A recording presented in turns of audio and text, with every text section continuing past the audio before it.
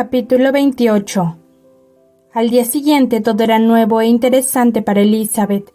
Estaba dispuesta a pasarlo bien y muy animada, pues había encontrado a su hermana con muy buen aspecto y todos los temores que su salud le inspiraba se habían desvanecido. Además, la perspectiva de un viaje por el norte era para ella una constante fuente de dicha. Cuando dejaron el camino real para entrar en el sendero de Hunsford, los ojos de todos buscaban la casa del párroco y cada revuelta creían que iban a divisarla. A un lado del sendero corría la empalizada de la finca Rosings. Elizabeth sonrió al acordarse de todo lo que había oído decir de sus habitantes. Por fin vislumbraron la casa parroquial, el jardín que se extendía hasta el camino, la casa que se alzaba en medio. La verde empalizada y el seto de laurel indicaban que ya habían llegado. Collins y Charlotte aparecieron en la puerta, y el carruaje se detuvo ante una pequeña entrada que conducía a la casa a través de un caminito de gravilla. Entre saludos y sonrisas generales, en un momento se bajaron todos del lando, alegrándose mutuamente al verse. La señora Collins dio la bienvenida a su amiga con el más sincero agrado, y Elizabeth, al ser recibida con tanto cariño, estaba cada vez más contenta de haber venido. Observó al instante que las maneras de su primo no habían cambiado con el matrimonio.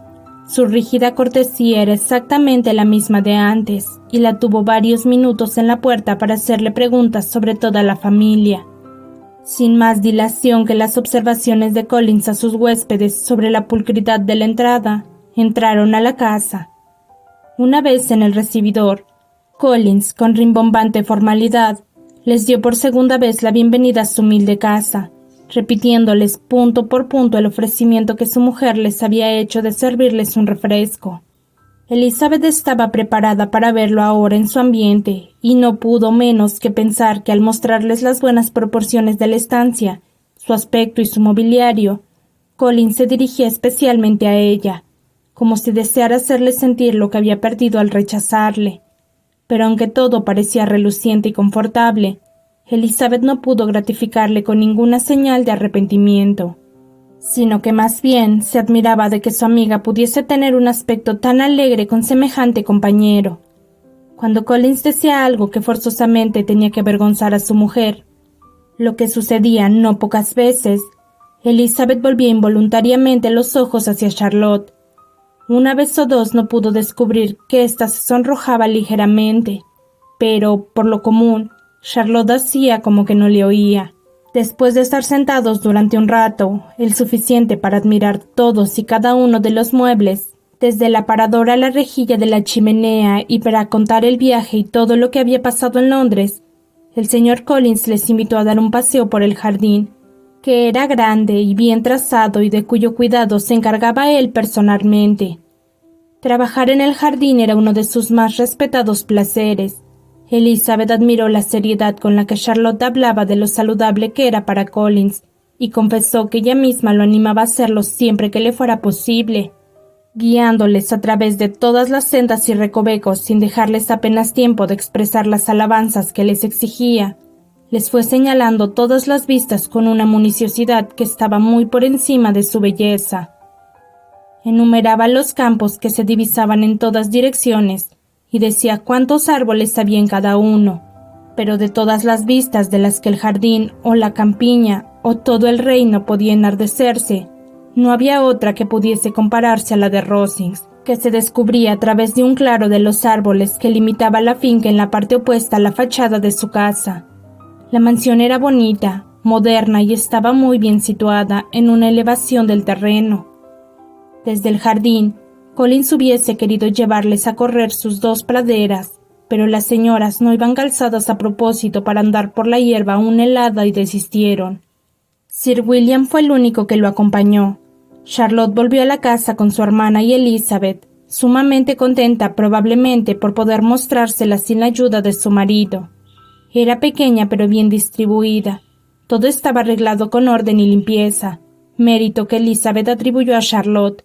Cuando se podía olvidar a Collins, se respiraba un aire más agradable en la casa, y por la evidente satisfacción de su amiga, Elizabeth pensó que debería olvidarlo más a menudo. Ya le habían dicho que Lady Catherine estaba todavía en el campo. Se volvió a hablar de ella mientras cenaban, y Collins, sumándose a la conversación, dijo: «Sí, Elizabeth, tendrá usted el honor de ver a Lady Catherine de Bourne el próximo domingo en la iglesia, y no necesito decirle lo que le va a encantar. Es toda afabilidad y condescendencia, y no dudo que la honrará dirigiéndole la palabra en cuanto termine el oficio religioso. Casi no dudo tampoco de que usted y mi cuñada María serán incluidas en todas las actividades con las que nos honre durante la estancia de ustedes aquí. Su actitud para con mi querida Charlotte es amabilísima. Comemos en Rosings 2 veces a la semana y nunca consiente que volvamos a pie. Siempre pide su carruaje para que nos lleve. Mejor dicho, uno de sus carruajes, porque tiene varios. Lady Catherine es realmente una señora muy respetable y afectuosa», añadió Charlotte, «y una vecina muy atenta». «Muy cierto, querida, es exactamente lo que yo digo. Es una mujer a la que nunca se puede considerar con bastante deferencia». Durante la velada se habló casi constantemente de Hertfordshire y se repitió lo que ya se había dicho por escrito. Al retirarse, Elizabeth, en la soledad de su aposento, meditó sobre el bienestar de Charlotte y sobre su habilidad y discreción en sacar partido y sobrellevar a su esposo, reconociendo que lo hacía muy bien. Pensó también en cómo transcurría su visita, a qué se dedicarían, en las fastidiosas interrupciones de Collins y en lo que se iba a divertir tratando con la familia de Rosings. Su viva imaginación lo planeó todo enseguida. Al día siguiente, a eso de las 12, estaba en su cuarto preparándose para salir a dar un paseo, cuando oyó abajo un repentino ruido que pareció que sembraba la confusión en toda la casa.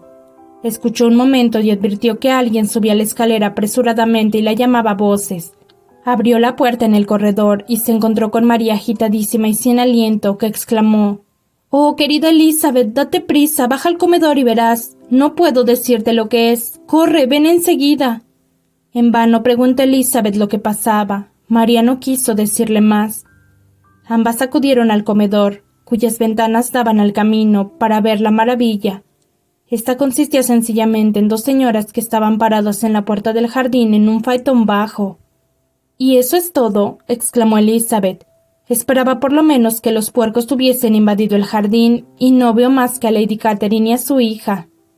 «Oh, querida», repuso María extrañadísima por la equivocación.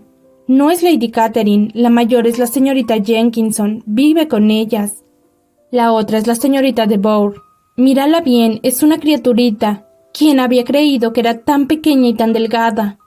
Es una grosería tener a Charlotte en la puerta con el viento que hace. ¿Por qué no entra esa señorita?»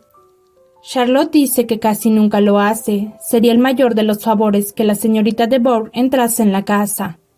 «Me gusta su aspecto», dijo Elizabeth pensando en otras cosas. «Parece enferma y malhumorada. Sí, es la mujer apropiada para él. Le va mucho». Collins y su esposa conversaban con las 2 señoras en la verja del jardín, y Elizabeth se divertía de lo lindo viendo a Sir William en la puerta de entrada, sumido en la contemplación de la grandeza que tenía ante sí, y haciendo una reverencia cada vez que la señorita de Bourne dirigía la mirada hacia donde él estaba. Agotada la conversación, las señoras siguieron su camino y los demás entraron en la casa. Collins, en cuanto vio a las 2 muchachas, las felicitó por la suerte que habían tenido. Dicha suerte, según aclaró Charlotte, era que estaban todos invitados a cenar en Rosings al día siguiente.